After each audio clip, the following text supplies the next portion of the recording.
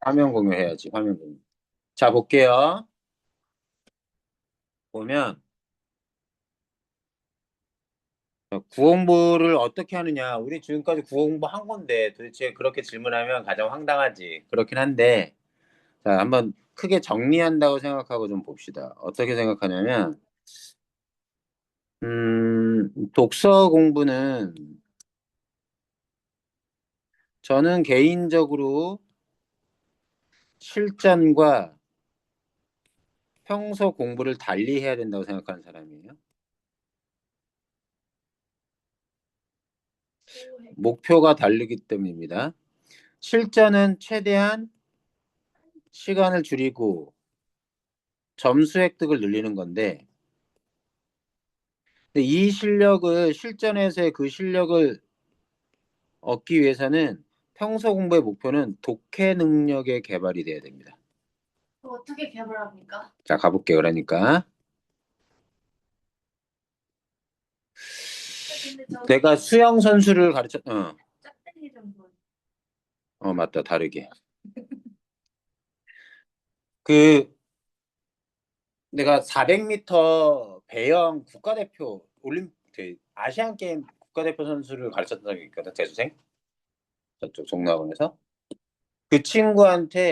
그 친구가 2대 체교과 들어왔다가 뭐 했냐면, 자기는 연대 가고 싶다 그래가지고 재수를 선택한 거야.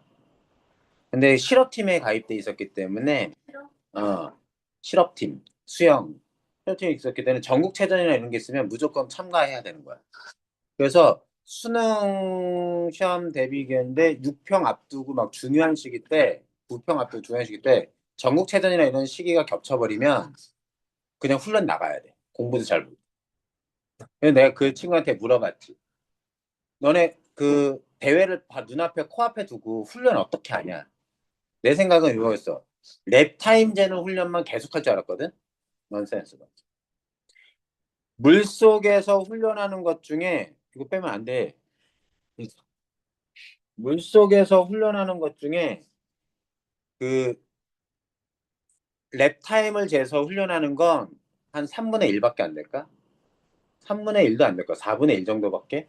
나머지는 부분 동작, 턴만 계속 훈련하고, 네, 스타트 연습하고, 주법 연습하고. 근데 그것들을 할 때 시간을 재진 않을 거 아니야. 랩 타임은 아니니까. 근데 시간을 재지 않고 부분 동작의 훈련을 하는 것이 최종적으로 시간을 줄이겠지. 납득되니 무슨 얘기인지? 네. 그러니까 랩 타임을 그리고 거기다가 또 하나는 뭐냐면 물 속에서 하는 훈련보다 물 밖에서 하는 훈련이 훨씬 더 많아. 웨이트랑 이런 거 꾸준하게 하는 거란 말이야. 우리가 시기적으로 구분해 보면 6평 전까지는 심지어 6평도 그런 식으로 봐도 돼. 시간 조절보다는 제대로 읽고 푸는 연습으로. 그 다음부터는 우리가 지금 지문의 일부만 읽고 문제 풀러 들어가고 지문의 일부만 읽고 문제 풀러 가고 그런 것들은 6평 지나고 9평 지난 9평에 이제 가까워지고 하면서 후반부에 들어가서 써먹어야 되는 원래 수법이야. 왜냐면 부분적으로 읽고 문제의 답을 고르려면 부분적인 읽기가 잘 돼야 돼. 그거 안 돼요. 그러니까 그걸 연습하려면 시간을 재잖아. 그리고 문제를 맞추려는 욕심을 내잖아. 그러면 내가 이해를 했는지 안 했는지를 따지지 않고 막 읽어. 음. 그거는 나중에. 그건 나중에 하는 거고. 무슨 얘기냐? 독해 능력을 개발하려면 일단 독해 능력은 첫 번째 배경 지식이 많고 두 번째 머리가 잘 돌아가면 배경 지식이 개발됐다고 할 수 있어. 우리가 독서 지문이 잘 안 읽히는 이유는 일단 가장 기본적인 건 모든 이해는 모든 이해는 기억에 기반해. 네. 그리고 그 이해가 되어야 실제로 문제가 풀려. 자, 생각해보면 우리가 국어 문제는 배경 지식으로 문제를 푸는 게 아니야. 지문에 근거해서 풀지. 하지만 지문을 읽을 때만큼은 모든 배경 지식이 총동원돼. 어떤 선생님들은 어떤 강사들은 그렇게 얘기해. 내가 풀고 내가 읽는 방법대로 푸니까 어때? 백연식 활용 안 하고 지문에 근거해서만 풀 수 있잖아. 라고 말씀하시면서 풀지만 그러면 그때 우리가 단어 하나의 의미를 아는 것도 배경지식을 활용하는 거야. 배경지식이 활용되지 않는다는 건 절대 있을 수 없어. 하나 더. 두 번째. 그 뭐냐면 그러면 100점 만점이나 1등급에 가까운 애들이 환율에 대해서 전혀 모른 채 지문에 나와 있는 것만 가지고 풀까? 그렇지 못하는 거야. 과 이과 애들이랑 문과를 굳이 나눠가지고 이과 문과 나눴을 때 국어 원점수 평균이 어디가 높은지 알아? 이과가 높아. 내가 얘기한 적 있지. 이과가 높은 건 요즘은 좀 달라졌어. 공부하려는 애들이 미안해. 이과를 많이 선택하고 안 하는 그렇지 않은 애들이 문과 많이 선택해.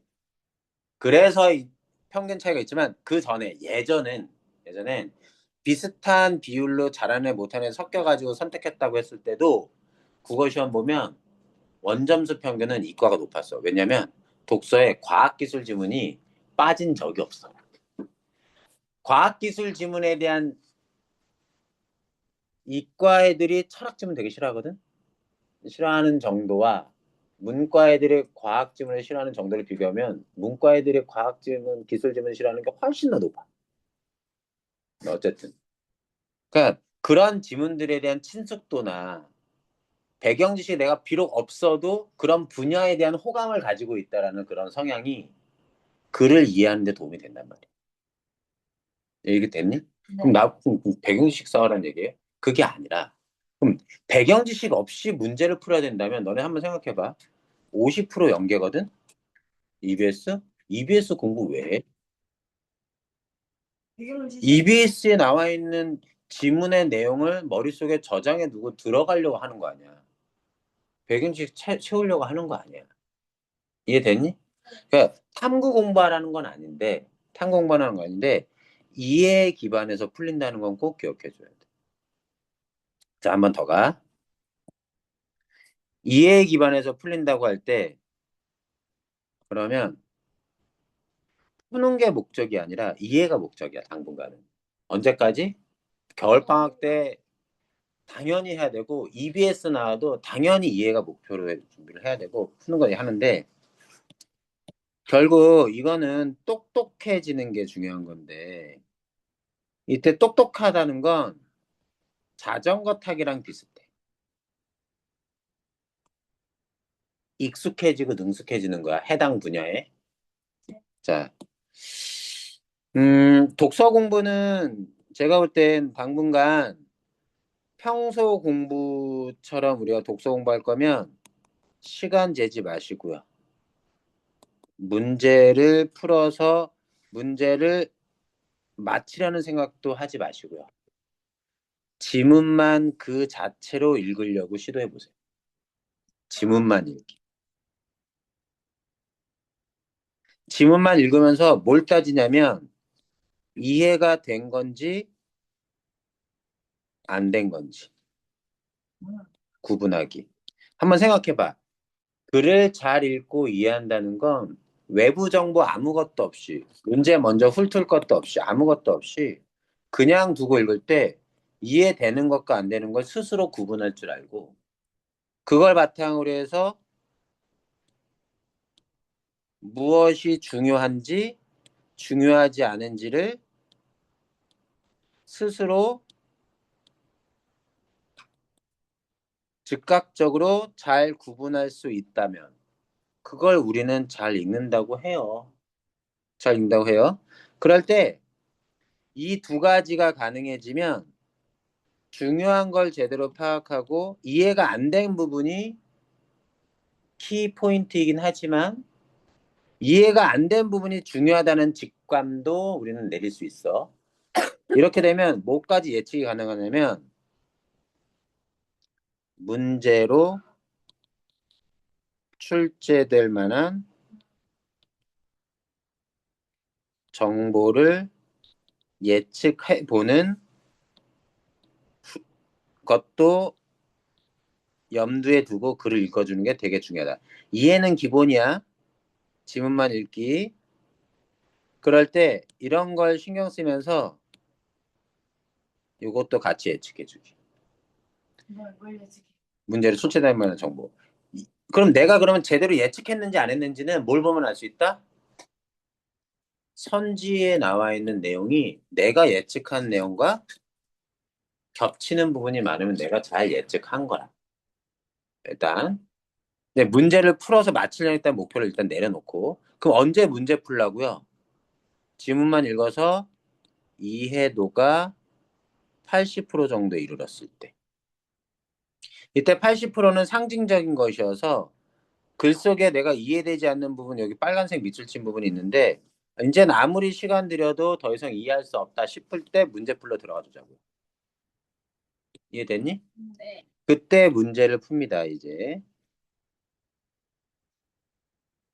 지금 요게 1차보다 1단계 지문을 읽고 문제 푸는 과정인데, 우선적으로는 뭐 한다? 지문만 읽어. 그리고 나서 80%의 이해도에 도달했을 때 문제 풀러 들어가 봅니다. 자, 문제는 어떻게 푼다고 여러 번 얘기했지만, 문제풀이 1차 어떻게 풀어요? 1차는 실전과 평소를 동일하게 풀어냅니다. 목표는 이거예요. 45문제 전부 다 정답만 콕 집어내기.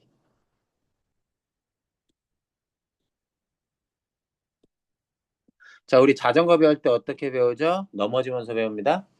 수영 배울 때 물 먹으면서 배워요. 없었던 능력 배울 때는 다치고 깨지면서 배우는 거예요. 정답만 콕 집어내면 2번이 아니라 3번이 답이었는데 2번 답이라고 선택하고 지나가서 틀릴 수 있습니다. 이럴 때 우리가 취해야 될 태도는 뭐예요? 한 지문 다음부터 더 읽어야지가 아니라 왜 2번이 아니라는 걸 파악하지 못했는가? 이유는 지문의 특정 부분이 이해도가 떨어졌기 때문입니다. 요거 이렇게 읽었어야 되는 거였구나를 반성하고 그 다음에도 답을 선택하려는 습관을 계속 들여야 됩니다. 이게 어디서도 있어야 되냐면 화작, 엄매에서도 있어야 되고 문학을 너희들이 대체로 속어법으로 푸는데 속어법은 2차적인 그러니까 차선책이에요. 가장 우리가 1등급인 애들을 문제를 어떻게 풀지를 착각하는 게 1등급인 애들일수록 정답만 골라서 푸는 문항의 비중이 높습니다. 그리고 여러분들 모의고사를 정성껏 풀어보면 알겠지만 잘 푼 모의고사는요, 문제에서 고민한 시간이 별 줄어요. 답이 딱딱 나옵니다. 생각보다. 그러면 이렇게 생각을 해보자고. 동일한 10분이라는 시간을 지문을 읽고 문제를 풀 때, 동일한 시간을 지문을 3분 드리고 문제 3문제 딸려 있는데 3문제를 7분 걸려서 풀렸다. 정답률 안 좋을 가능성이 너무나 높습니다. 왜요? 너무 급하게 읽었기 때문에 7분이나 걸리는 거예요. 문제는. 반대로 얘기하면 3분 내가 투자하겠다 생각하고 차라리 뭐요? 여기에 7분을 투자해서 아니면 6분을 투자해서 2배의 시간을 들여가지고 지문을 읽는 게 차라리 낫습니다. 그래서 문제를 지문에 대한 이해도가 높아져야 답이 선지가 이게 답인지 아닌지에 대한 판단이 정확하고 빠르게 나타나겠죠. 이게 지금 이제 발등에 불 떨어졌다는 느낌이 있지. 왜냐면 그동안에는 우리가 뭐 내신으로만 갈 거였으니까. 근데 내신으로 갈 것도 우리가 생각은 해야 돼요. 그리고 우리가 이렇게 수능 준비하지만 결국 내신으로 가게 될지도 모릅니다. 나쁘지 않아요. 근데 어? 우리가 이번에 수능이 어려웠거든. 특히 문학이 어려웠어. 그리고 이번 수능에서 문제가 되는 건 엄매에서는 대략 84, 85점 정도가 1컷으로 예상이 돼. 1컷, 엄매에서. 이러면 화작은 대략 87 정도? 화작 정도, 1컷. 어려웠어. 근데 이 난이도를 다 떠나서 지금 가끔가 이게 시간이 부족하다라는 얘기를 많이 해. 국어에서 특히 모든 과목은 다 시간이 부족해. 수능은. 근데 시간이 부족하다고 얘기하는데 잘 봐봐.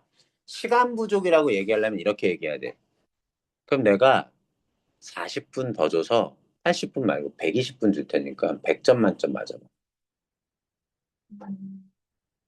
그러니까 수학도 수학 성적이 상승하는 과정은 뭐냐면 맨 처음엔 시간 제한 없이 모든 문제를 풀어서 맞히는 실력에 도달하는 게 먼저야. 이해되지? 그리고 100분 안에 푸는 훈련을 하는 거지. 이해되니? 국어도 어떻게 보면 그래야 되는 거지. 한글이잖아. 한국어잖아. 근데 물론 내가 얘기하는 건 이상적인 기준을 얘기를 하는 거야. 만약에 그렇게 해서 내가 시간만 충분히 주어지면 다 마칠 수 있는 독해 실력을 갖췄다 칩시다. 시간은 좀 느리지만. 그렇게 되면 어떤 현상이 벌어지냐면요. 얘들아, 내 원점수가 70점이면, 1점이면, 아까 뭐 엄매 수업 때도 했지만 70점이면, 70점 원점수는 45문제를 몽창 다 풀어가지고 70점 맞으면 겨우 정답률 70%밖에 안 돼. 이해됐니? 야, 아등바등 시간 쫄려가면서 급하게 스피디하게 읽어가지고 뭔 소린지도 모르고 얼추 대충 해서 풀어가지고 맞춰서 70점 맞아? 왜 그렇게 풀어? 35문제만 풀면 풀어서 평균 배점 70점이에요. 다 맞히면 풀어가지고 100%로 다 맞히면 70점입니다. 일단 이 정도 수준을 갖추는 게 중요해요. 언제까지? 아, 끝나기 전까지. 그러면 되게 좋고 끝나고 6평 전까지. 어?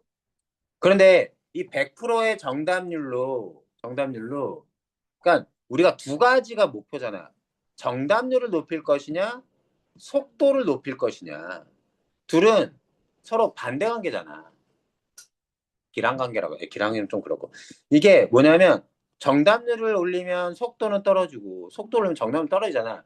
근데 둘 중에 하나는 잡아야 될 거 아니야. 네. 우선적으로. 뭐가 먼저다? 정답률이다. 그래서 너희들이 어디에 도달해야 되냐면 이 35문제를 100%로 맞힐 수 있는 데까지 도달하는 게 생각보다 어려워. 그게 수준이 안 되면 30문제. 15문제는 찍는 거야. 30문제 다 풀어가지고 100%다 맞히잖아? 근데 이러려면 이 실력을 갖추려면 대단히 중요한 게 건드린 지문에 딸려 있는 문제는 놓치지 않고 보기 박스까지 다 맞출 거. 그러니 글 읽기가 좋아야지. 그러면 이 수준을 유지하면서 꾸준하게 가잖아? 30개라고 합시다. 30문제 맞춰서 60점 간다고 하죠. 물론 60점은 좀 넘어서겠죠. 3점짜리도 여기에 섞여 있을 테니까. 100% 맞히면 100%의 정답률을 가지고 있다. 100% 별로 없어. 국어에서 정답률은 85% 이상만 일단 유지. 여기 도달하는 게 되게 중요하고. 그래서 애들 같은 경우 70점 다 풀었는데 70점이야. 이런 애들 성적 올리는 방법은요. 문제풀이 수를 줄여야 됩니다. 역설적으로. 문제풀이 수를 줄여야 돼요. 건드리는 질문에 정답률을 높이는 게 핵심입니다. 그럼 이게 좋으면 이게 무슨 뜻이냐면 글을 읽는 실력도 좋아졌지만 문제에서 시간을 들이는 허비하는 시간도 줄어들었다는 얘기야. 이것이 유지되면 5지문을 더 풀 수 있는 시간을 확보합니다. 5지문을. 거기에다가 마지막엔 5지문을 더 풀어 총 40문제를 건드려서 100%의 정답률을 맞히잖아요. 원점수 89점입니다. 5문제 딸린 독서지문 하나 버린다고 쳤을 때, 문학지문 버린다고 쳤을 때 거기 3점짜리 껴있을 거 아니야? 4문제는 2점씩, 3점짜리 하나. 11점 깎이면 원점수 89점이에요. 일단 우리의 최종 목표는 수능 보기 전까지 여기 도달하는 겁니다. 그러니까 이게 점수가 등급으로 1등급 어떻게 맞지? 난 아직도 두 지문 세 지문 못 푸는데 두 지문 세 지문 못 푸는 거 자체가 중요한 게 아니야. 문제가 아니야. 지금은 건드린 거. 내가 자신 있거나 친숙하거나 했던 거, 알고 있는 지문들 위주로 해서 건드려가지고 거기에 정성을 쏟아서 다 맞히는 게 핵심.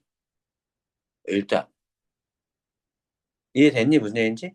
그렇게 해서 맞히고 그렇게 해서 당연히 맞춰야 될 점수. 이해됐니? 그것들.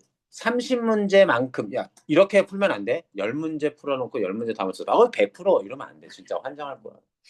슬퍼 죽겠어, 진짜. 일정 분량의 문항은 맞춰야 되는 거야. 최소 30문항은 풀, 자기 실력에 따라. 그거는 당연히 되면 35문항에서. 그것도 당연히 되면 40문항에서 최대한. 응? 이 정답만 콕 집어내는 게 안 되면 뭐 합니까? 속어법으로 풉니다. 두 개를 줄여가지고 비교해서 선택. 속어법도 자연스러운 거예요. 하지만 가장 나이스한 건 이거. 그것도 안 되면 찍는 거죠. 여기서 착각하지 마. 재수생들이 와가지고 지금 선행반에서 수업하고 있는데 아우 처참해 성적. 그러니까 재수하겠지. 국어 6등급, 7등급, 8등급. 와. 내가 상담했던 국어 상담했던 애 중에 가장 나이스한 성적이 3등급 하나 있어. 쉽지 않아. 1등급 하나 있었다. 1등급. 그런데 우리가 어, 뭐 얘기하려고 했더라? 그 걔네들의 대다수가 수능 때 자기 이번에 6등급 나왔는데 원래는 자기는 6등급이 아니라는 거야. 4, 5등급이었다는 거야. 그거나 진짜. 근데 4등급도 나올 때가 있었는데 6등급 나와서 실망이라는 거야. 내 실력 이거는 내가 뭐라는지 알아? 거기다 대고 네 원래 실력이 6등급이었던 거야. 실전이어서 떨어진 게 아니라고. 왜 그러냐면 고3 때 모의고사 봐서 나오는 성적표의 성적 등급은 너네 잘 생각해야 돼. 우연히 찍었는데 맞힌 거. 줄 서서 뭐 해서 맞힌 거. 둘 중에 하나. 정답이 확실해서 찍은 게 아니라 애매한데 찍었는데 맞힌 거. 그런 것들이 과대포장돼서 성적에 계산돼가지고, 걔가 계산돼가지고 포함돼서 나오는 등급이야. 거기다가 누구도 없어. 재생도 안 껴있잖아. 6평 성적조차도 내 성적이 아니야. 왜? 반수생이 안 들어왔잖아. 9평 봐야 우리가 이래야 되는 거지. 겁을 주려는 게 아니야. 겁을 주려는 게 아니야. 찍어서 맞힌 걸 내 성적에 포함시켜서 기분 좋게 공부하지 마라. 최대한 뭐 어느 정도 이해가 되고 답이 근거가 있어서 선택한 경우에 맞힌 것들을 내 거라고 생각해. 물론 맞지. 그래서 모의고사 따위에 찍기에 운을 써먹지 마. 아껴놔야겠다. 아껴. 괜히 찍고 맞지. 뭐 그 아낀다고 해서 수능 때 또 발이 되는 건 아니지만. 근데 모의고사 때 찍어서 맞췄던 그런 운빨이 수능 때는 이상하게 안 돼. 그때 운빨 좋은 애들이 있긴 하거든. 진짜 드물게 복권 맞은 거야. 복권 맞은. 찍어서 수학 4점짜리 2개, 3점짜리 2개 맞췄다는 애가 있어. 등급이 확 바뀐. 우와. 미쳤다 그랬어 내가. 야, 너 진짜 운 미쳤다. 어? 그런 애들도 있어. 1차는 이렇게 하고 2차 풀이는 어떻게 해 문제?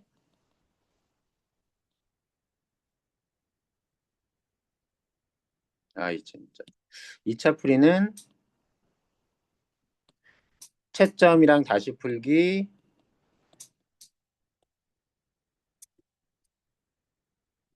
3차 풀이는 오답 모든 선지의 근거 찾기. 이게 수학과 다른 국어 시험의 가장 독특한 지점인데 3차가 모든 선지의 근거 찾기를 하는 바람에 애들이 수능 시험장 가서 실전에서 문제의 답도 2번이 답이라는 걸 확정시켜 놓고 3, 4, 5를 다 솎아낸 다음에 2번 다시 확인해. 선지를 왜 다 봐야 돼? 이 훈련을 하는 이유는 모든 선지의 근거를 찾는 과정을 갖는 이유는 뭐 때문에? 정답만 골라내려고 하는 것 때문에 선지 제대로 읽고 근거 제대로 찾는 훈련 때문에 하는 거지. 1번 실력, 1차 실력을 키우기 위해서인 거지. 신전에서 이걸 찾기 위해서가 아니야. 속어 당연히 해야 됩니다. 가장 이상적인 이거고. 2단계까지만 얘기할게. 원래 이 정도면 다음 질문 해야 되는데 2단계는 노트 정리. 노트 정리는 언제까지? 방학 내내 좀 해봐. 노트 정리는 모든 지문을요? 2, 30개. 특히 기출로. 좋은 기출 독서 지문으로. 노트 정리의 목적은 다른 게 아니라 이 노트 정리를 언제 하냐면 지문만 읽을 때 하면 안 돼. 지문만 읽을 때 노트 정리를 해버리면 습관이 나쁜 습관이 들어. 노트 정리 이렇게 메모를 해놔야 글이 이해된 거. 그래서 문제 푸는 습관이 된단 말이야. 지문을 읽는 그 순간에는 살짝의 밑줄, 살짝의 메모 정도는 되지만 전면적인 노트 정리는 안 돼.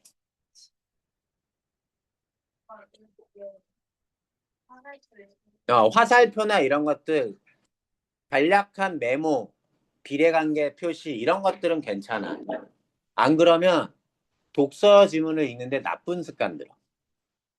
노트 정리는 언제 한다? 항상 요 1단계 끝나고 요거 다 끝나고 나서 여기 들어간다. 이 진입하는 노트 정리는 왜 하냐면 말이 노트 정리지 여백에다가 정리해도 되고 연습장에 정리해도 돼. 네, 아니야. 괜찮아 일단. 그래야니까 시간이 많이 모자라는 거야. 봐봐. 자, 암기력은 성장 가능해. 근데 자꾸 펜에 기대서 기록하는 걸로 기대면 잘 안 돼. 나중엔 머리로 눈으로 밑줄 치고 눈으로 메모하고 하는 훈련들을 하는 그러니까 의식적으로. 잠깐 봐봐. 잠깐 봐봐. 노트 정리를 하는 이유는 다른 게 아니라 좋은 글 읽기 습관을 들이려고 하는 거야. 한번 얘기한 적이 있어. 수능에 나오는 독서 지문의 내용은 전문적인 내용이야. 물론 고3이 읽을 수 있는 수준으로. 근데 당연히 누가 썼어? 전문가가 썼어. 근데 원래 정보의 형태는 뭐라고? 날 것. 문자 정보가 아닌 거지.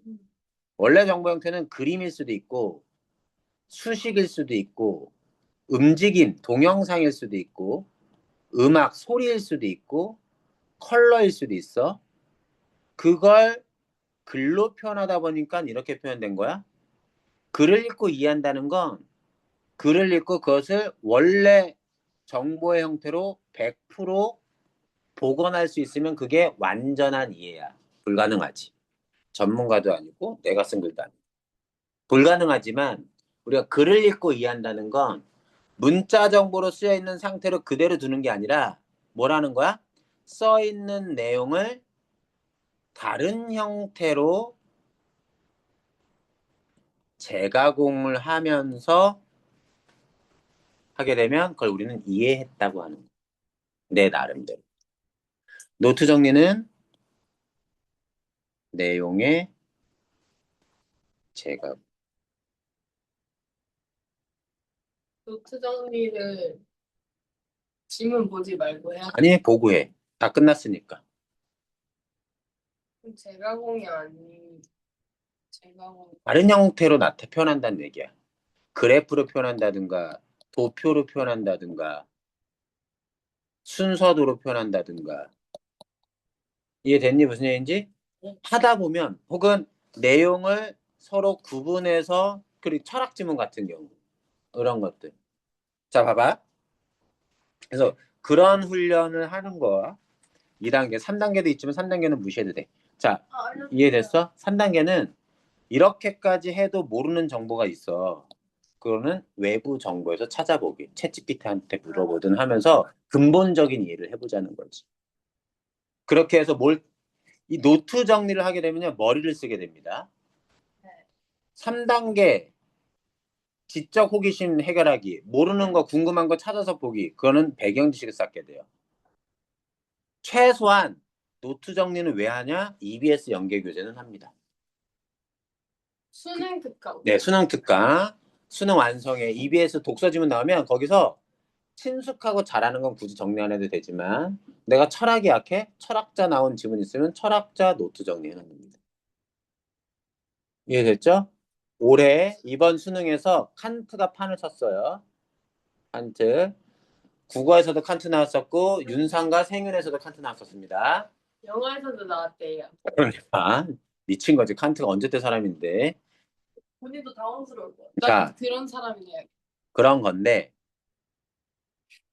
자, 지문을 읽어가면서 그러면 따라가죠. 그리고 문제를 한번 풀어봅니다. 머릿속에 자꾸 떠올려야 돼. 그 수연이가 뭐라고 얘기했냐면 글을 한 번 읽었을 땐 이해가 안 돼서 재차 다시 읽어야 이해가 된다. 자꾸 그러니까 이런 과정인데 봐봐. 어떤 과정이 필요하냐면 기출지문 있잖아. 최근에 기출지문의 독서지문은 반복해서 읽어도 좋아. 그러니까 우리가 수업을 해서 글을 읽으면 밑줄도 치고 메모도 하고 하게 되잖아. 그리고 요 단계를 거치면 노트 정리하겠지? 근데 여기서 기억해줘. 두 번째 읽을 땐 노트 정리된 내용을 머릿속에 염두에 두고 아무것도 메모돼 있지 않은 글을 보고 생짜의 글을 보고 다시 글을 읽어가면서 실시간으로 노트 내용을 떠올리면서 읽어봅니다. 글의 정보를 바탕. 내가 최종적으로 하고 싶은 건 뭐냐면 이렇게 하다 보면 초반에 한 20개 지문하는 동안에는 20개 지문하는 동안에는 어떻게 되냐면 이게 완전히 분리돼. 지문 읽기랑 노트 정리가. 근데 읽다 보면 어떻게 되냐면 따로 정리하는 게 되게 소모적이거든. 읽으면서 의미 관계 따지면서 아 이렇게 내용이 관계가 있으면 이렇게 정리하면 되겠네. 형태를 머릿속에 떠올리면서 읽을 수 있습니다. 그거 장착시키려고 하는 거예요. 그거 장착시키려고. 한번 가볼게. 1단락부터. 공동소유란 하나의 물건을 두 명 이상이 공동으로 소유하는 것을 말하면 이렇게 용어 정의 나오면 밑줄은 쳐도 되고 안 쳐도 됩니다. 저는 설명 때문에 밑줄 칩니다.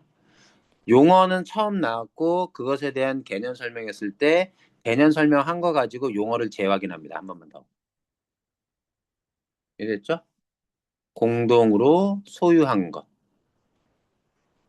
야, 두 개의 물건을 각자 소유한 건 공동 소유가 아닙니다.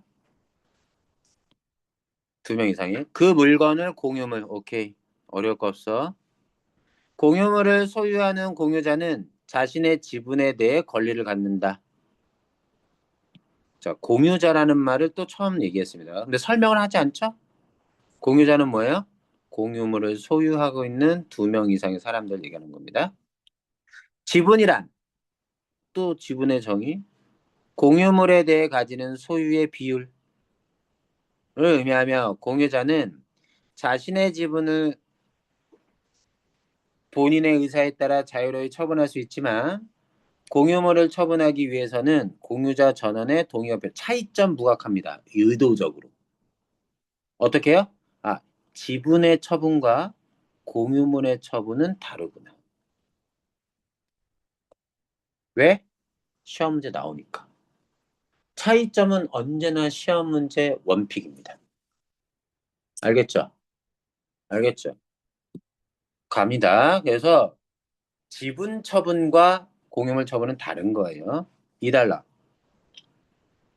공유자는 법률에, 그러니까는 이게 지금 내가 말을 재차 반복하고 재차 확인해서 그렇지 너희들은 눈으로 읽으면서 지만으로 연결되면서 다르네. 아, 지분의 처분과 공유물 처분 달라 인식하고 들어갑니다. 수면 위의 차이점을 부각시킨 다음에 읽는 것과 그냥 지나가게 되면 묻혀 있어가지고 나중에 문제 풀 때 여기로 찾으러 들어오지 못할 수도 있어요. 자, 갑니다. 공유자는 법률의 규정이나 별도의 특약이 있는 경우를 제외하곤 자신이 원하면 언제든 공유물 분할을 요청할 수 있다. 왜? 여기 다시 나오는 거죠. 공유물 분할이란, 자, 공유물 분할 또 나옵니다. 새로운 단어예요. 공유물을 지분에 따라 나누는 거. 아, 지분 되게 중요합니다. 기준이 뭐예요? 지분. 공유 관계를 종료하는 거. 아, 이상하다. 얘들아, 잘 봐봐. 분할이라는 게 무슨 뜻인지 알잖아. 나누다. 공유물을 분할하잖아. 너무나 쉽지. 그럼 나누다에서 정의가 끝날 것 같은데 더 나갑니다. 뭐까지 끝나? 종류까지. 완전 쪽내는 겁니다. 완전히 쪽내는 게 공유물 분할이에요. 요걸 가지고 문제 냅니다. 독서에서 정의를 가지고 문제 내는 경우가 생각보다 많아요. 정의를 가지고. 근데 우리는 정의가 너무나 잘 읽히니까 그냥 지나가지. 정의 나오면 뭐 한다? 되짚어서 왜 이런 용어를 썼지? 공유물을 나누는 거니까. 근데 정의는 뭐예요? 종료하는 것까지 들어가 있습니다. 갑니다. 원칙 있으면 항상 뭐가 있습니까? 예외가 있습니다. 원칙적으로 공유물 분할은 당사자 전원이 참여한 협의를 통해. 왜 전원이 참여해야 될까요? 저는 다 지분을. 여기 있잖아, 여기. 공유물 처분은 뭐야? 지분 처분은 본인이 자유롭게 할 수 있습니다. 공유물 처분하는 건 전원 동의.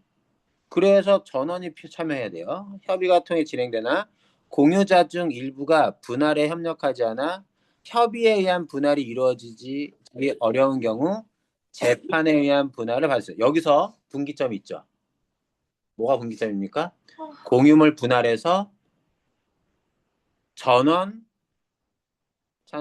전원이 찬성하면 협의, 하지 않으면 재판. 이렇게 나뉘는 겁니다. 저는 여기 썼지만 머릿속에 구분해 달라고요. 이해됐니? 일부가 분할에 협력하지 않은 경우, 같은 말, 전원이 협력하지 않은 경우로 인 경우 아닌 경우로 나누는 겁니다. 아닌 경우 예, 인 경우는 협의, 경우 재판입니다. 공유물 분할 청구 소송. 와, 말 너무나 직관적이죠. 누가 청구했겠어요? 청구라는 단어는요, 요청, 요구한 겁니다. 공유무 분할을 요청하는 소송은 재판에 의한 거겠지. 공유자 전원이 소송 당사자가 되는 필수적 공동소송으로 분할을 희망을 하는 공유자가 나머지 공유자들을 상대로 법원에 소송을 제기해 분할을 청구하는 거야. 지금 문제 풀 생각 없어요, 저 지금. 자, 재판에 의해서 공유물 분할이 될 수 있다. 자, 협의 또는 재판에 의해 공유물을 분할하는 방법에는 현물 분할, 대금 분할, 가액분 세 가지 방법이 있는데 이 세 가지 방법은 다 뭐예요? 재판에서도 협의에서도 다 공통적으로 활용되는 방법인 겁니다. 시험 문제 뭐가 나와요? 재판에 한 것과 협의에 한 것 시험 문제 나옵니다. 공통점이잖아. 보죠, 계속. 협의로 분할이 이루어진다면 그 방법을 공유자들은 이미 선택할 수 있으나 재판에 의해 공유물을 분할하는 경우는 현물 분할이 원칙. 자, 그러면 이렇게 나눌 수 있습니다. 자, 머릿속에 재판, 협의라고 했을 때 뭐 현물, 대금, 가격 세 가지 방법이 있을 때 이 세 가지 방법은 이렇게 되는 거죠.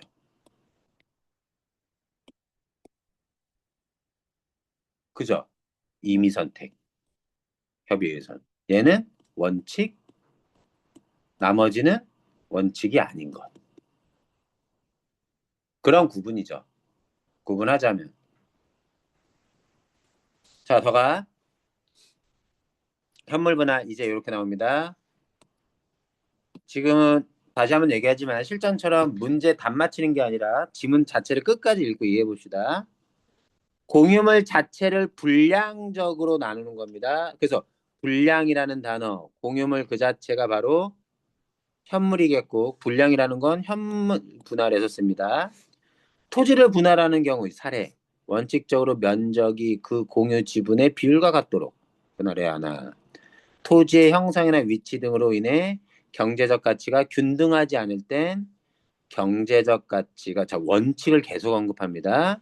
원칙은 면적을 지분에 맞게. 그런데 경제적 가치가 균등하지 않을 땐 경제적 가치를 지분에 맞게. 그럼 이렇게 바꿔서 얘기할 수 있죠? 봐봐. 경제적 가치가 균등하지 않을 때 여기잖아. 균등할 땐 면적이죠. 납득됩니까? 차이가 있잖아요. 원칙인 경우랑 원칙이 아닌 경우잖아. 글을 읽을 때 원칙인 경우, 원칙이 아닌 경우. 원칙은 면적을 나누는 거. 원칙이 아닌 경우는 경제적 가치를 나누는 거. 그때는 경제적 가치가 균등하지 않을 때. 야, 토지를 공동 소유하고 있다고 칩시다.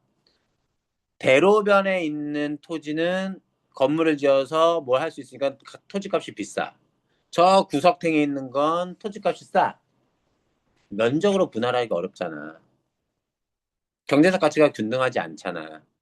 이해됐니? 그럴 땐 경제적 가치에 맞춰서 면적에 맞춰서 나누는 게 아니라. 더 우선순위 되는 건 면적에 의해서 나는 왜냐면 원칙이니까. 아니, 그렇지. 원칙이니까. 근데 이 기준이 충족되느냐, 안 되느냐. 자, 또한, 3명 이상이 공유하는 물건을 현물 분할한 경우에는 분할 청구자의 지분 한도 내에서 현물 분할을 하고 떼어주고 나머지 공유자들은 공유 관계로 남는 것도 허용된다. 한 놈만 떨어져 나가는. 3명 이상일 때. 공유자가 3명인데 한 명 떼고 나머지 둘은 계속 공유 관계. 이걸 굳이 얘기한 이유가 아까 공유물 분할의 정의에서 뭘 종료하는 거였죠? 공유 관계. 종료라고 했지만 종료가 안 되는 공유물 분할도 있다. 됐니? 예외. 현물 분할의 예외 사유에 해당이 되면 어떻게 합니까? 대금 분할합니다. 공유물의 성질이나 위치 공유물 분할 후 사용 가치 등에 비춰 현물 분할이 곤란하거나 부적절한 경우와 자, 첫 번째 경우입니다. 공유자 중 한 사람이라도 현물 분할 후 단독 소유하게 될 부분의 가치가 분할 전 소유 지분의 가치보다 현저히 줄어들 염려가 있는 경우는 법원은 공유물의 경매를 통해 자, 경매하면 경매 대금이 들어오겠죠? 그 물건을 통째로 판 대금이 그 대금을 나누는 겁니다. 여기서 잘 보세요. 나누면 가치가 현저하게 떨어지니까. 현저히 줄어든다의 현저히가 되게 중요합니다. 생각보다. 애매하게 문제 낼 수 있어요. 왜요? 조금 줄어드는 경우는 예외 사례가 아닌 겁니다. 현저하게. 현저입니다. 많이 크게 줄어들 때 대금 분할이지. 그래서 선지에서 이렇게 나뉠 수 있다는 거죠. 우리는 읽으면서 머릿속에 떠올릴 수 있습니다. 요 부분 선지에서 살짝 꽈가지고 문제 낼 수도 있겠는데? 뭐라고? 분할 후에 단독 수여하게 될 부분의 가치가 줄어들 경우 대금 분할한다. 그럼 완전히 적절하다고 얘기할 수 없지. 그냥 줄어든 것과 현저히 줄어든 건 다른 말입니다. 그냥 줄어든 건 이것까지 포함하지만 조금 줄어든 것도 얘기할 수 있죠. 마지막, 특별한 사정이 있는 경우 뭔지 모르겠는데 가격 배상이 허용된다. 가격 배상은 법원이 공유물 전체를 특정인이 소유하도록 허용하여 누구? 공유자 중에 특정한 한 사람만 가지게 만들고 소유하게 되는 자로 하여금 다른 공유자에게 지분의 합리적인 가격을 배상하는 거. 한 명이 다 차지하고 야, 나 돈 있으니까 너 그 돈? 야, 내 돈 줄게. 이렇게. 이해됐죠? 법안은 세 가지 방법 중 분할 청구자가 원하는 방법에 구애받지 않고 재량에 따라 합리적인 방법으로 분할을 명할 수 있다. 원칙은 현금 분할이지만 법원에서 아무리 애들이 뭔가를 원했다 해도 다른 분할로 할 수도 있다는 얘기예요. 공유관계 복잡한 상황을 하여 내린 법원의 공정한 판단은 공유관계의 원만한 해소를 도모한다는 의의가 있다. 문제 풀어보시죠. 기다릴 테니까. 문제 풀 때 어떻게 풀어? 이렇게. 의의는 보통 후반부에 있습니다. 그것의 긍정적인 가치. 효과를 얘기했다면 앞에 뭐가 있어야 돼요? 공유물 분할의 장점과 단점이 있는지 봐셔야 됩니다. 분할 사례는 구체적인 사례가 나와야 돼, 진짜로. 자, 그런 것들을 확인해 주셔야 되고 일단 문제를 풀어보시죠. 그럼 이때는 어떻게 풀어요? 정답만 찍어요? 그러니까 지금 지금. 지금은 답만 고르겠다는 목표로 들어가 보죠.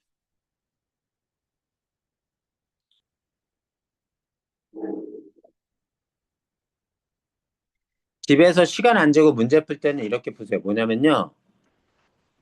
글 읽었다라는 생각 다 버리고 글을 읽은 기억을 버리고 선지만 가지고 머릿속에 떠올리는 겁니다. 어떤 내용, 이게 맞다면 어떤 내용이 어떻게 들어가 있어? 장점 나오고 단점 나온 다음에 그거 돼.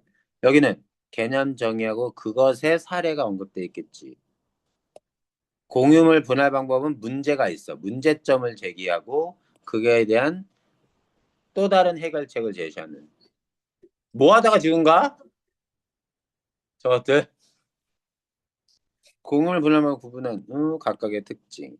방법이 여러 가지가 나오고 그것의 각 특징을 설명하는 것.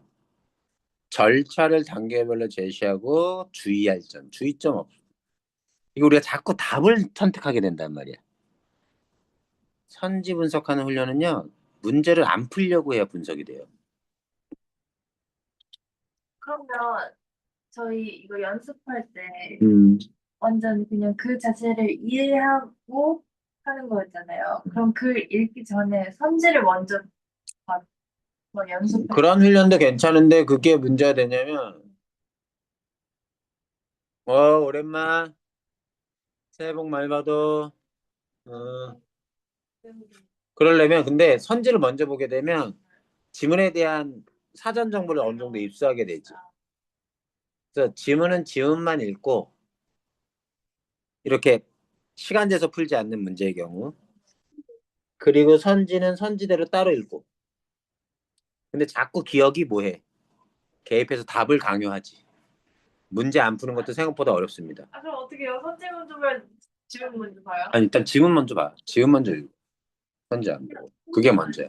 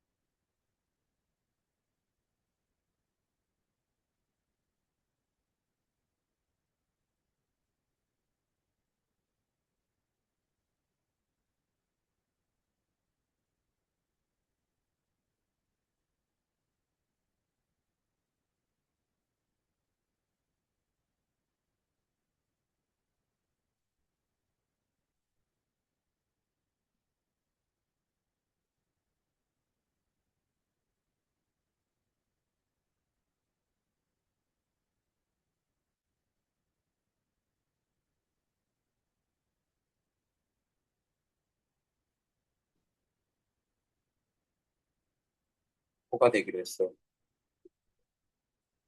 다이어트가 아니에요. 다이어트는 아니고. 손은 게으른 거 아니에요? 소가 부드러운 거 아니야? 왜 기울여? 면을 먹고 빠르고 그치, 소된다 그런 얘기하지. 손가락으로 저어서 말려주시면 안 돼요? 아, 무슨 얘기야? 아, 이를 보지 마. 부모나 번원이 잘 어디까지 들어오요? 해문제. 깔려있는 문제 전부 다.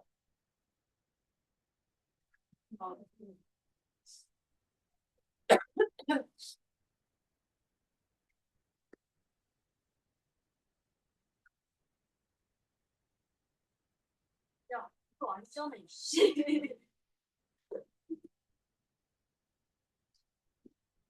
아, 너 나랑 답이 하나밖에 안 틀렸는데, 이거.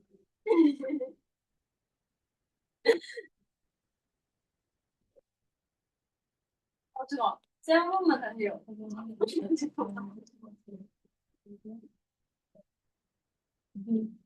아니네. 그거 다시 한 번. 야, 내가 맞다.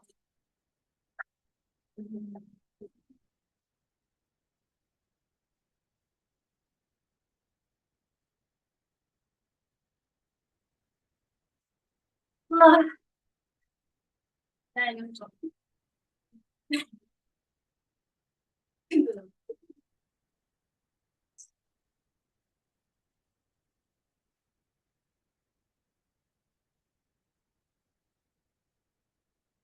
펀치 볼 때 문제를 안 풀려고 하는 방법은 뭐가 있죠? 어떻게 하면 문제를 안 풀려? 가려.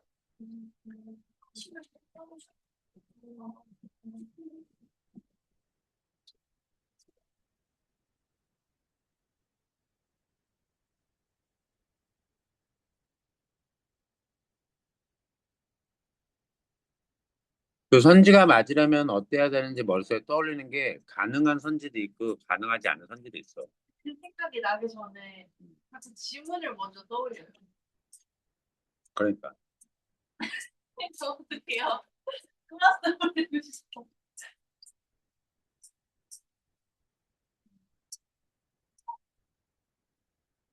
그게 잘 안 되면 지문 읽기 전에 그냥 선지만 읽어봐.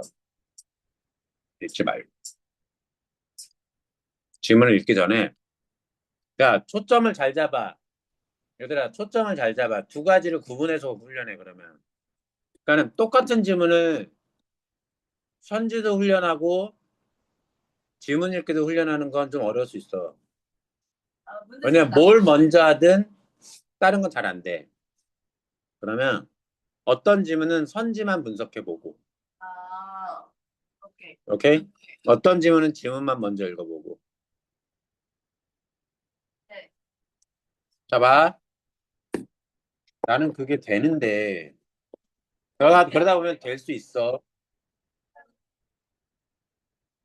잠깐만. 다 했어요. 불러주세요. 자, 답은 1번에 4, 2번에 2, 아, 2번이요? 3번에 3, 4번에 5. 100점. 자, 봐봐. 자, 1번은 설명할 거 없지. 1번은 답이 4번입니다. 그죠? 그럼 맞췄어? 자, 2번 보세요.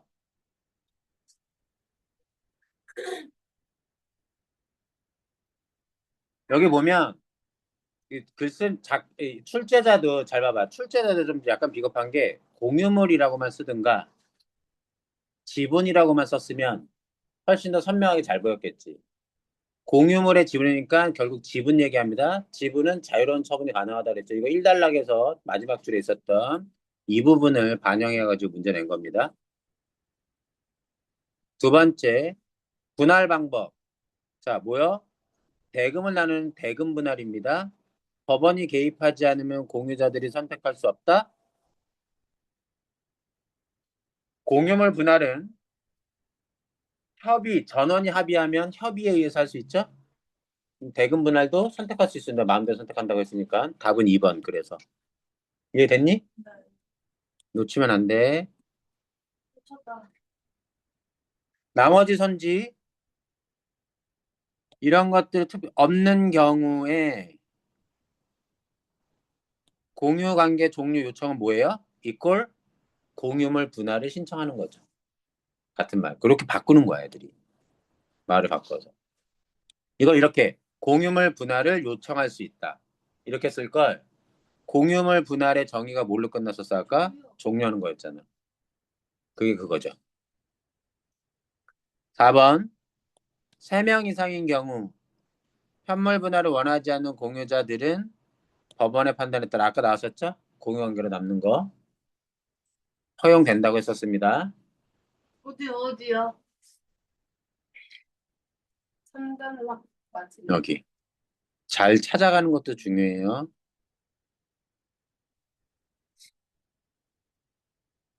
됐어? 그럼 5번 공유자 중 특정인이 법원의 판단에 따라 공유물 전체를 소유하게 될 경우에 가격 배상. 아까 가격 배상 있었습니다. 그냥 그대로 나온 거예요. 이거는. 3번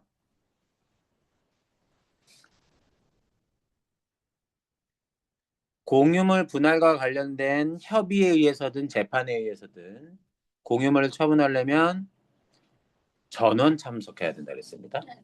2번 이런 거 이렇게 구분해서 보세요. 그래서 얘만 봅니다. 기억은 분할 방법을 선택할 수 있는 권한이 공유자에게 있다. 니은은 법원이 했습니다. 먼저 제시는 아니에요. 응? 제시했어도 이러든 저러든 뭐예요? 선택은 누가 해요? 법원. 재판 법원이 합니다. 자, 니은과 달리 공유물을 분량적으로 나누는 방법으로 공유물을 분할할 수 기억은 있고 니은도 있습니다. 원칙이니까. 맞잖아. 분량적으로 나누는 거 뭐였어? 현물 분할. 현물 분할은 그러니까 방법들은 다 두 군데서 다 사용할 수 있습니다. 자, 4번 문제 보세요. 저는 4번 문제 여러분들이 어떻게 풀었는지 모르겠지만 자, 4번 문제 독서에서 보기 박스 문제 한번 생각해 봅시다. 독서에서 보기 박스는요. 이거 적절하지 않은 문제의 경우 보기는 구체적 사례입니다. 그죠?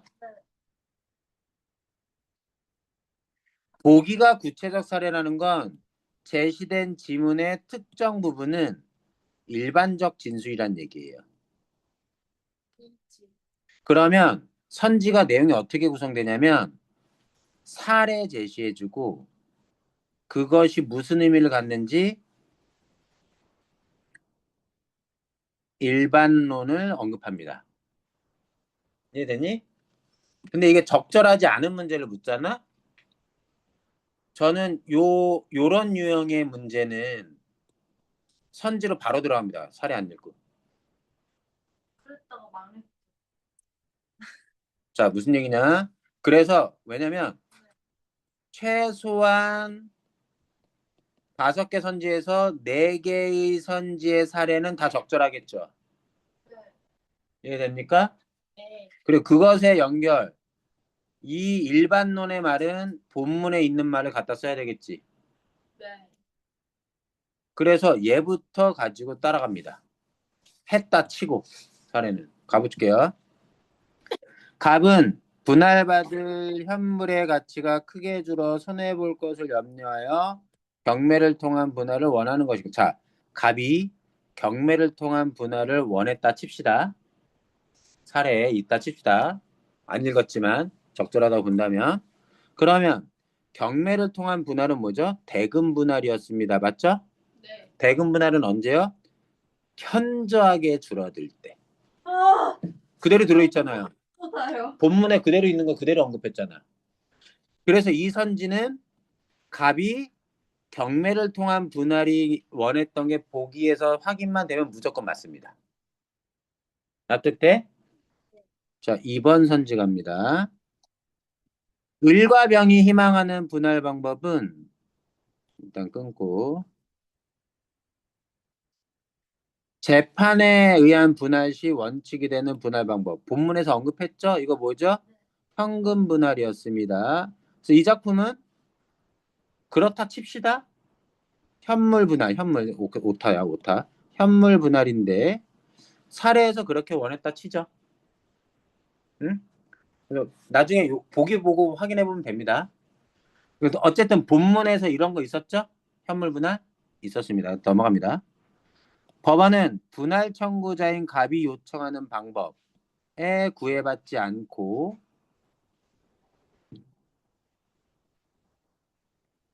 판단을 내렸다. 자, 이 선지가 적절하다 칩시다.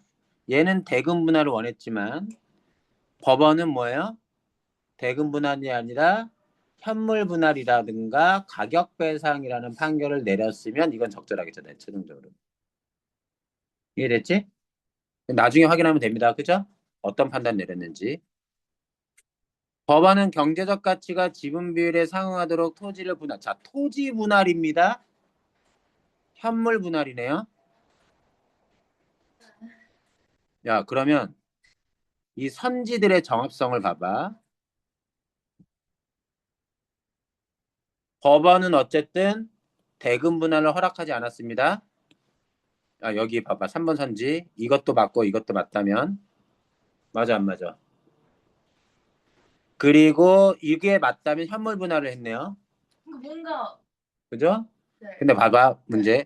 법원은 공유자들의 지분을 조정함으로써 관계 원만한에서 자, 여기서 놓치면 원만한에서 그래서 현물 분할. 그래서 원만한에서는 현물 분할을 명할 수도 있지만 대금 분할을 명할 수도 있고 이럴 수도 있어요. 근데 문제는 뭐냐면 안타깝게도 이 선지가 맞다 쳐. 그러니까는 법원에 의한 공유물 분할은 원만한 해소를 목표로 합니다. 무조건 맞습니다, 이건. 무조건 맞아요. 근데 이게 맞더라도 법원은 뭘 함으로써? 지분을 조정하는 게 아니라 자, 이래서 이런 거야. 공유물 분할의 정의를 찾아봐봐, 본문에. 가치가 지분에 상응하도록 정의. 아니, 공유물 분할의 정의. 그 지분에 따라 나는 모든 관계를 정리하는 것을 말한다. 정의는요, 분할은요, 지분이 기준이고 그것에 따라 나누는 거지. 기준을 건드리지 않습니다. 지분을 건드리지 않습니다. 지금까지 다시 한번 보세요. 지분의 비율과 같도록. 지분의 비율에 상응하도록. 이해됩니까? 지분을 조정하지 않습니다. 지분 조정이 틀렸어. 답은 3번. 하나 더 하고 싶은데 시간이 되게 애매하게 남았는데. 자, 봐봐. 여기에서 문제풀이까지 다 끝났어. 오답까지 확인했다고 칩시다. 모든 선지. 본문의 내용 재가공 한번 해보시겠어요? 지금요? 네. 필기하라고요?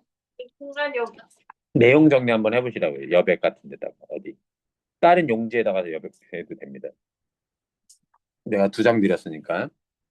그냥 제 마음대로 해도 돼요? 네. 자기 마음대로 하는 겁니다. 본문에 근거해서. 메모지 줄까? 그래서 그걸로 해결될 문제가 아니야 지금. 아빠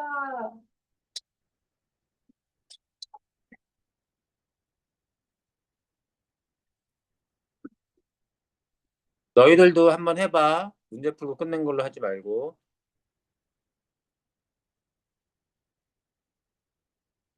그 노트 필기예요. 무직 무조할. 같은 거야. 그냥 그렇게 통쳐서 노트 정리인데 구조도 를 그려도 좋고 특정 단락만의 내용을 정리해도 괜찮습니다. 글이 이해가 잘 됐으면 이러한 노트 정리가 순식간에 빠르게 클리어하게 돼. 근데 이해도가 떨어지면 뭐지? 어떤 거지? 글 다시 읽고 너무 또 다시 읽어야 되고. 그래서 노트 정리를 하면 내가 글을 이해했는지 안 했는지 점검하게 돼. 배경 지식을 묻는 건 아니야.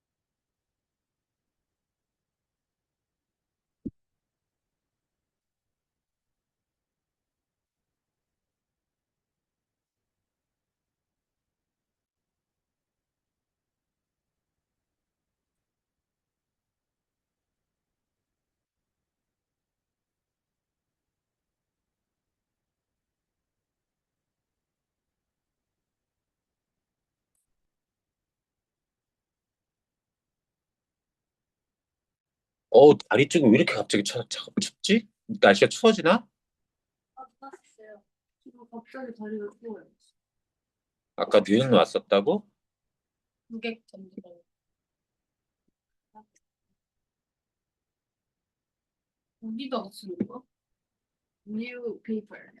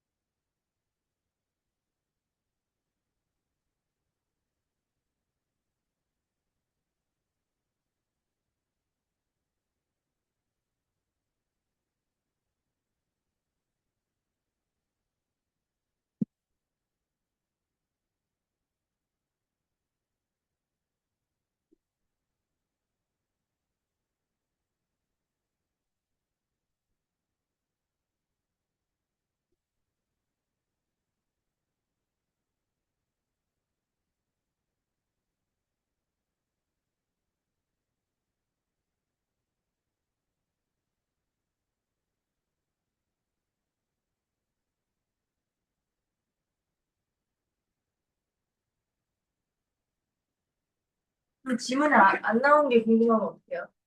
찾아봐야지 뭐. 나한테 물어보는 거야. 아, 근데 저, 내가 전문가가 아니기 때문에 내가 또 다 아는 것도 아니고. 그, 어.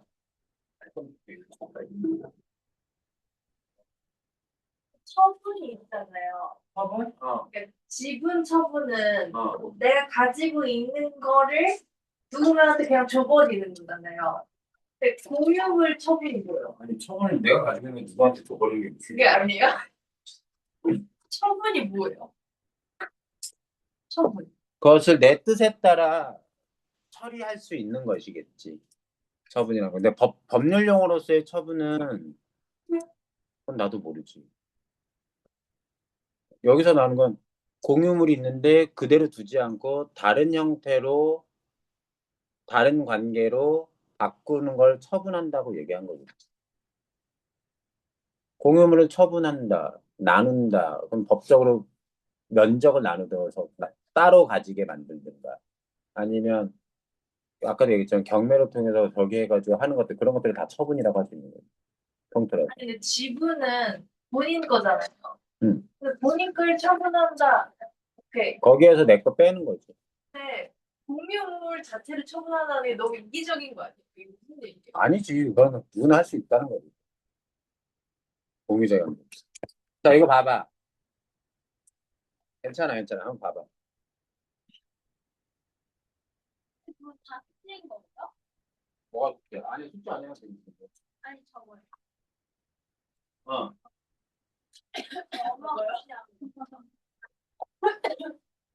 자, 얘들아, 이거 지금 줌으로 들어온 애들도 내가 톡으로 올린 거 있으니까 그거 한번 같이 봐봐. 그거는 일종의 참고 사례야, 얘들아. 이게 답이라는 게 아니다. 자, 무슨 얘기냐? 화면을 보시면 구조도의 참고로 삼을 만한 부분을 좀 제시해 줬는데요. 이게 이런 부분을 이렇게 표로 나눠가지고 내용을 이렇게 썼지만 그거보다는 여기 나와 있는 부분 있죠. 우리가 지문에서 딱 갈리는 지점이 있었잖아. 여기 화면 봐봐. 갈리는 지점이 있었잖아. 그때 협의에 성립됐을 때 안 됐을 때를 나뉘고 그때 이 방법이라는 건 이런 것들을 자유롭게 선택할 수 있는데 근데 이 아이디어를 꼭 이런 형태가 아니어도 돼. 제형의 형태는. 그리고 이게 글 전체를 다 포괄하지 못해도 괜찮아. 특정 파트 여기만 이렇게 써놔도 되지. 이 부분을 이런 식으로만 머릿속에 떠올려 가지고 봐도 나쁘지는 않아. 그러니까 우리가 지금 이런 식으로 구분을 했지만 그래서 이 부분 보니까 내용 정리 잘 돼 있지? 그럼 이 내용 정리된 걸 가지고 그러면 글의 내용이 좀 정리가 되잖아. 수연아. 그치? 그리고 나서 글을 다시 읽어보는 거야. 읽히는지. 수연, 오케이? 어. 이걸, 그래서 이걸 지금 어떻게 할 거냐면 내가 진도를 나갈 작품 독서에서 기출 가지고 나가면 그 나간 기출 지문을 한번 이렇게 내가 정리해서 계속 요 샘플로 계속해서 주면 여러분들은 현장에서 나랑 같이 읽으면서 그려주는 거고 집에서도 매일같이 독서 지문 있죠? 매일같이 독서 지문을 풀어주세요. 읽고 풀어주세요. 오늘 한 것처럼 풀어주는데 그렇게 풀면서 이걸 한 번에 어? 잘 가. 다음에 봐. 이게 이 얘들아 요 내용을 구조도로 그려내든가 혹은 내용을 제공하는 이런 훈련이 1월 중에는 좀 어느 정도 그러니까 어느 정도 숙달됐으면 좋겠어. 숙달. 숙달. 왜냐면 이걸 EBS에서 너희들이 각자 할 거야. EBS에서. 물론 내용 정리된 건 나중에 시험 대비하느라고 자료를 주기는 하겠지만 이해됐니 무슨 얘기인지? 네. 이것들을 그러면 지금은 이걸 떠올리는 것과 글을 읽는 게 분리돼 있잖아. 근데 이렇게까지 선명하게 못 떠올리지. 하지만 구분을 지으면서 읽어낼 수 있는 그런 뭐 어떤 지점에서 이게 나뉘는구나. 이것들을 차이점을 부각하면서 읽어야 되겠구나라는 걸 이게 또 제재에 따라 또 내용이 또 달라지기도 해. 그림이 달라질 수밖에 없겠지. 그 그림은 답은 없어. 자기한테 유리한 대로. 내가 이런 걸 왜 하냐면 이런 걸 대충이라도 그려낼 수 있다라는 건 바로 무슨 뜻이야? 글이 이해됐다는 뜻. 이해가 안 된다고. 어? 아니 완전 달라도 상관없다니까. 이거는 일방적으로 플로우 차트의 형식으로만 그려낸 거야. 이거는 다음 시간에 그럴까? 이번에 할까요? 자, 다음엔 다른 자이스토리 줄 거고, 자이스토리 그 다음 주까지 풀어 오시고요. 잠깐만, 얘 필요 없다 그랬는데. 쌤, 근데 이거 예, 좀. 짧은데 이거 빨리 끝낼까요? 지금 시간이 우리 10시에 끝나는 거여서 그거는 좀 아쉽고 요거는 내가 다음 시간에 한번 주고 한번 해볼게. 이것도 법률 지문이거든요. 그러면 가져가도 돼. 가져가. 그리고 내가 오늘 마지막 수업. 그래서 오늘 한 거 무슨 말인지는 알겠지. 네. 그런 식으로 한번 공부를 해보면 독서가 좀 시간이 좀 많이 걸리긴 할 거야. 저 매삼 근데 이게 지금 이거 내용 재가공하는 거 있지? 그거 5분에서 10분 이내로 그냥 줄여서 해야 돼. 막 잘하려고 하면 시간이 너무 걸려. 알겠습니다. 그럴 때. 최소한 하루에 한 개 정도는 최소한 하루에 한 개. 독서 지문. 이거 그리자. 논술? 저 최저 안 맞춰도 국어로 최저 안 맞춰도 되는데 한국어로 할 건지. 아니 나는 논술은 어떻게 해요? 그냥 수특기가요? 아니면은 그냥 얘네처럼 논술도 서투기랑 연계돼요? 수특이랑 수능 완성 들어간다던데? 그거 약술 논술 얘기하는 거지. 네. 약술 논술 EBS 연계고는 다들 합니다. 그 이과든 문과든 약술 논술은 근데 이거 그러니까 문제를 많이 푸는 게 많이 풀고 나중에 그거 쓰는 걸 연습할 거예요? 아니면은 쭉 풀어야지. 수특만 풀어요? 아니면 그냥 아니 근데 우리가 그래도 기출 이 국어 공부하는 게 크게 공부에 방해되지 않아. 아니, 그러니까 방해된다기보다 도움이 돼. 그러니까 저는 그거예요. 어떤 건지. 문제를 많이 푸는 게 나아요. 잠깐만 얘네 보낼게. 얘들아 우리 오늘 여기까지 하고 수고했어요. 응? 가은아 수고했다. 응? 나 이거 영어 좀 사야 되겠다. 선생님 뭐라고? 왜? 이런 거 사. 뭐라고?